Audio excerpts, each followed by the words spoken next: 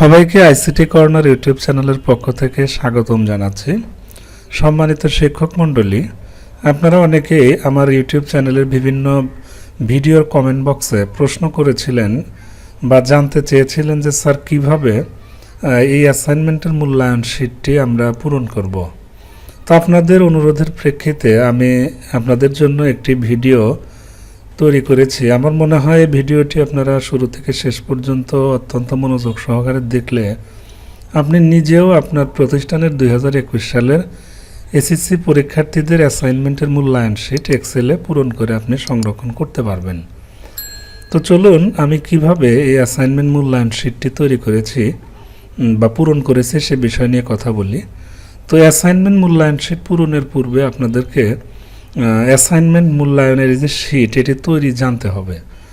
তো আমার ইউটিউব চ্যানেলে অ্যাসাইনমেন্ট মূল্যায়ন শীট কিভাবে তৈরি করবেন এক্সেল ফরম্যাটে সে বিষয় নিয়ে একটি ভিডিও আপলোড করা আছে এবং ওই ভিডিও ডেসক্রিপশন বক্সে এই এক্সেল শীটের একটি নমুনা কপি দেওয়া আছে। আপনারা ইচ্ছে করলে সেখান থেকে সহযোগিতা নিতে পারেন। তারপরেও একটু বেসিক আইডিয়া দিই। আপনারা মাইক্রোসফট এক্সেলে যারা কাজ পারেন তারা তো খুব সহজেই পারবেন, আর যারা একদমই দুর্বল তারাও এটি তৈরি করতে পারবেন। তো আপনারা এক্সেল শিট ওপেন করে একটি সেটিংস করে নেবেন। এখানে পেজ লেআউটে ক্লিক করে আপনারা মার্জিন এখানে নর্মাল দিয়ে দেবেন, ওরিয়েন্টেশন ল্যান্ডস্কেপ, সাইজ A4 দিয়ে দেবেন। দেওয়ার পর আপনারা সেভ করে দেবেন। তারপরে চিঠিতে যেভাবে মূল্যায়ন শীট তৈরির ফরম্যাট দেওয়া আছে হুবহু সেগুলো লিখবেন। আমি এখানে শিক্ষা প্রতিষ্ঠানের নাম EIIN ও ঠিকানা লিখে দিয়েছি। এক্সাম্পল হিসাবে আমি আমার প্রতিষ্ঠানের নাম, ইন নাম্বার এবং ঠিকানা সংক্ষেপে লিখে দিয়েছি। তো আপনারা এই অ্যাসাইনমেন্ট মূল্যায়ন শীটটি অবশ্যই নিকোশ বা নিকোশ ব্যান এই ফন্ট ব্যবহার করে তৈরি করবেন, কারণ যদি বোর্ড থেকে আপনাদের কাছে সফট কপি চাওয়া হয় তো সেক্ষেত্রে নিকোশ ব্যান বা নিকোশ ফন্টে চাইতে পারে। অতএব আপনারা অন্যান্য ফন্টে বাদ দিয়ে নিকোশে করার চেষ্টা করবেন। যাই হোক, তারপরে আপনারা নিচে এসএসসি 2021 তারপরে গ্রুপ লিখে দেবেন, বিষয় কোড এবং সপ্তাহ বা গ্রিড। এটা আপনারা নিজের মতো করে এখানে টাইটেলটা লিখতে পারেন, কারণ যেহেতু 3টা গ্রুপের বিভিন্ন বিষয়ের অ্যাসাইনমেন্ট বিভিন্ন সপ্তাহে প্রকাশিত হচ্ছে, সেহেতু আপনাদের এই তথ্যগুলো একটু লিখে নিলে সেক্ষেত্রে আপনাদের সংরক্ষণে সুবিধা হবে।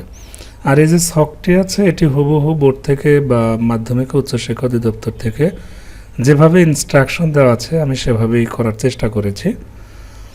দেখেন এখানে আপনারা প্রথমে শ্রেণী রোল, এটি আপনারা বাংলায় লিখতে পারেন, কোনো সমস্যা নাই।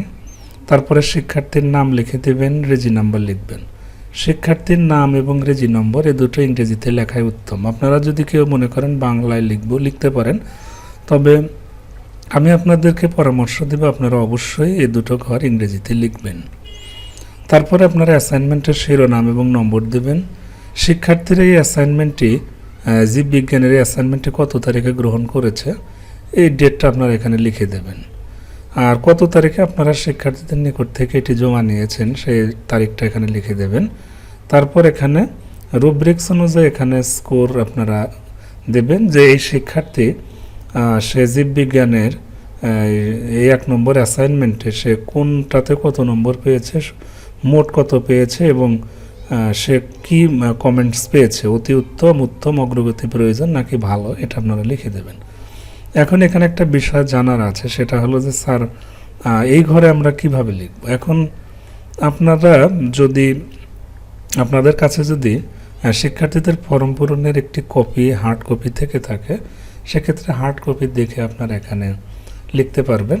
আর এখানে ফন্ট হিসাবে আপনারা ব্যবহার করতে পারেন ক্যালিব্রি, এটি ইংরেজির জন্য এখানে ক্যালিব্রি ব্যবহার করতে পারেন। আর ফন্ট সাইজ টোটালের শীটের 11 দিবেন।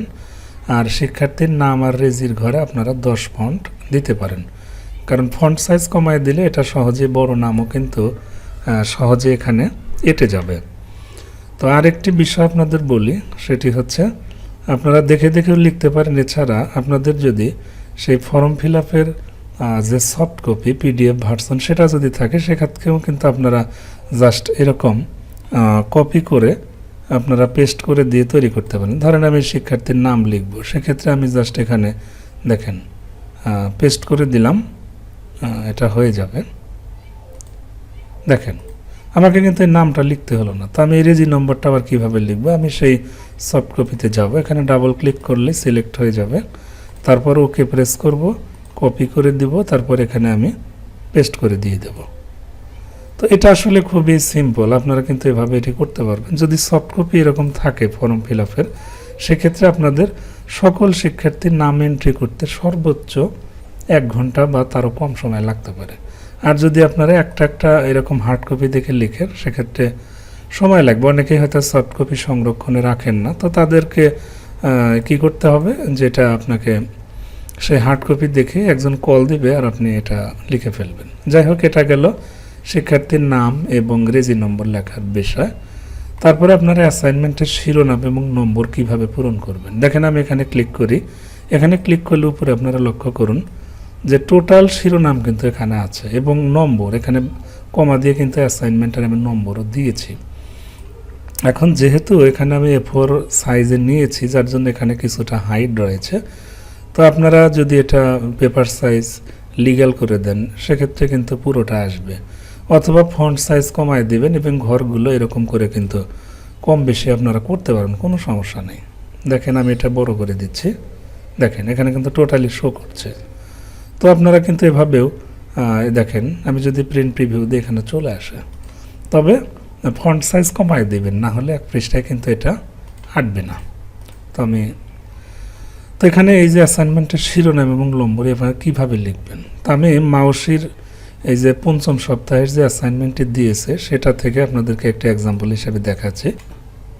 তো এখান থেকে আমি জাস্ট একটা এক্সাম্পল হিসেবে দেখাচ্ছি। ধরেন এটি 5ম সপ্তাহের অ্যাসাইনমেন্ট। তো এখানে কিন্তু দেখেন বিষয়ের নাম, বিষয় কোড, স্তর এগুলো লেখা আছে, অ্যাসাইনমেন্টের নম্বর এখানে দেওয়া আছে, তারপর এখানে অ্যাসাইনমেন্টের শিরোনাম আছে, তারপর এই কোনটাতে কি নম্বর সেটা কিন্তু দেওয়া আছে, এই যে বরাদ্দকৃত নম্বর মোট 20।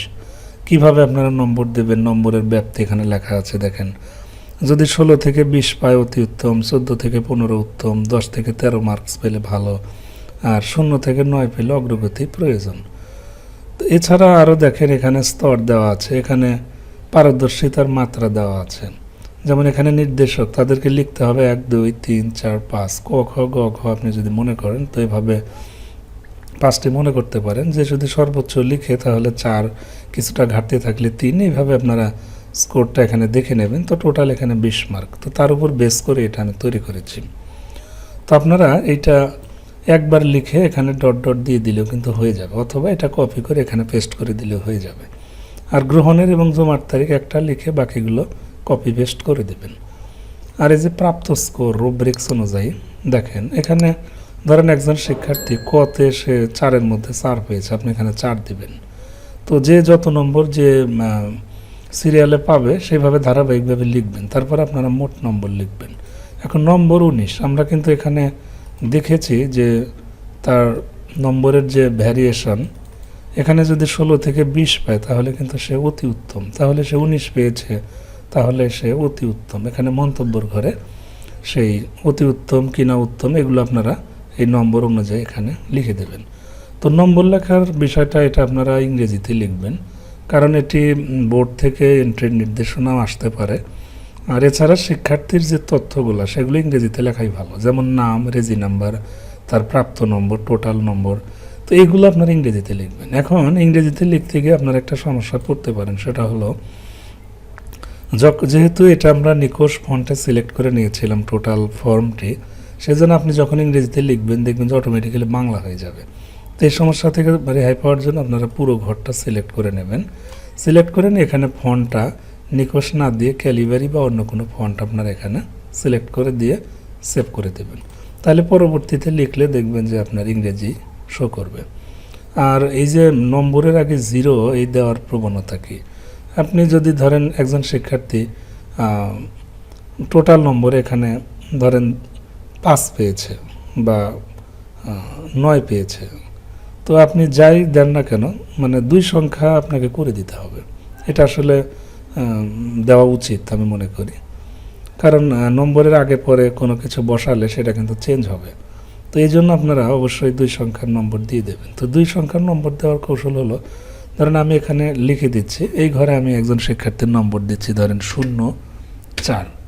আমি যদি একটু বাইরে ক্লিক করি, এখানে 4 হয়ে যাচ্ছে, 0টা চলে যাচ্ছে।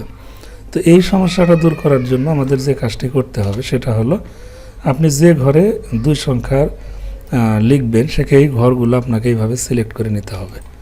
তো সেই ঘরগুলো আপনাকে সিলেক্ট করে নিতে হবে। সিলেক্ট করার পর আপনারা এখান থেকে টেক্সট সিলেক্ট করে দেবেন। টেক্সট সিলেক্ট করে দিয়ে আপনারা সেভ দেবেন।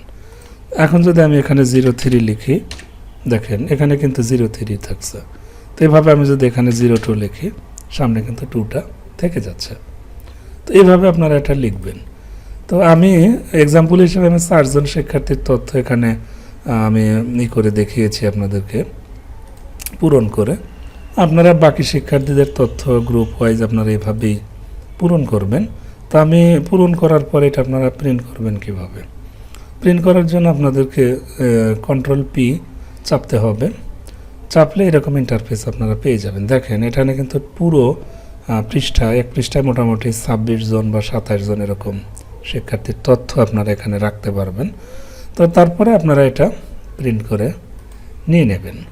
তো আপনারা আশা করি এই ভিডিও থেকে কিছুটা ধারণা নিতে পেরেছেন এবং নিজে নিজে আপনার প্রতিষ্ঠানের এসএসসি পরীক্ষার্থীদের অ্যাসাইনমেন্টের যে মূল্যায়ন শীট সেটি আপনারা খুব সহজেই এখন পূরণ করতে পারবেন।